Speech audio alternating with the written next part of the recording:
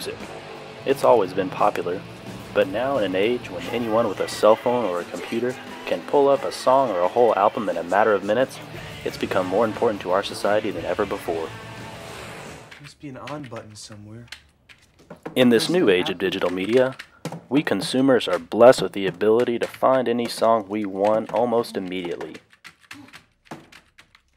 But how is this new environment impacting the lives of those who make this kind of music for a living? 10, 9, 8, 7, 6, 5, 4, 3, 2, 1 second, please. In the world of modern music, who's really getting paid? Once the millennial generation hit the spotlight, the business of music distribution exploded.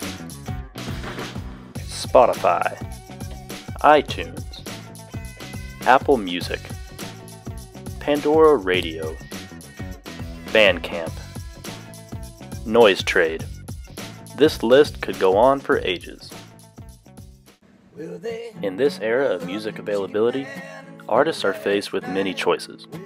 Is the publicity you get from making your music available on Spotify worth the difference in profits had the same listener purchased your music on iTunes or Bandcamp?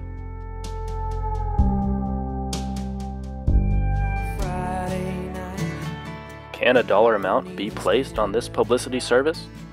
If so, who should have to pay for it? The distributors? The artists? The listeners?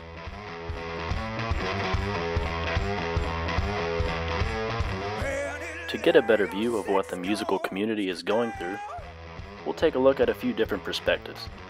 The big guys, the little guys, and then the plain old facts. First up is the big guys, the music distribution companies, headlined by fan favorite Spotify. Spotify claims on its website that their service migrates listeners, quote, away from piracy and less monetized platforms and allows them to generate far greater royalties than they were before. With a Spotify premium subscriber spending twice as much on music as the average US paying listener per year. I like that. Yeah, me too. According to the website, Spotify uses this formula to determine how much they pay their artists. Confusing, right?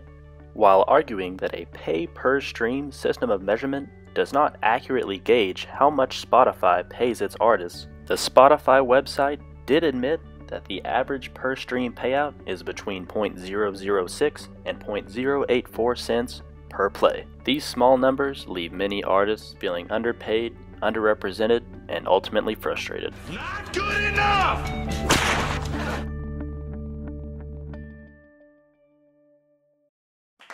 For a small-time artist perspective on music distribution services, I didn't even have to leave the hub city.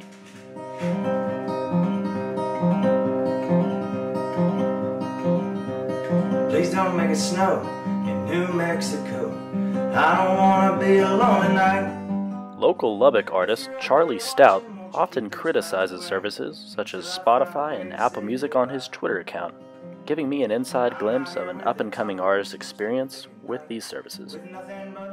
In reference to Apple Music, the artist simply states, "What an awful product. I'm convinced of a crippling lack of leadership in this company."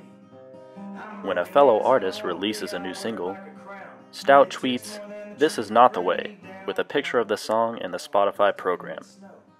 In a secondary tweet, Stout states, "This is the way," showing a picture of the song available for purchase on iTunes. Stout can be found constantly criticizing services such as iTunes or Spotify, citing a lack of user-friendly features, and instead using the Bandcamp service to sell his albums. So who's right? Who's wrong? I don't know, Margot. Is anyone really in a position to decide in this rapidly changing media landscape? Here's a few things we do know. Data journalist David McCandless published an infographic on his website reporting how different services distribute the profits gained from selling music. The graphic shows that several factors, such as type of distributor or whether or not the artist is represented by a label, can determine whether the artist keeps as much as 100 or as little as 23% of their profits. Actually, I'm not even mad. That's amazing.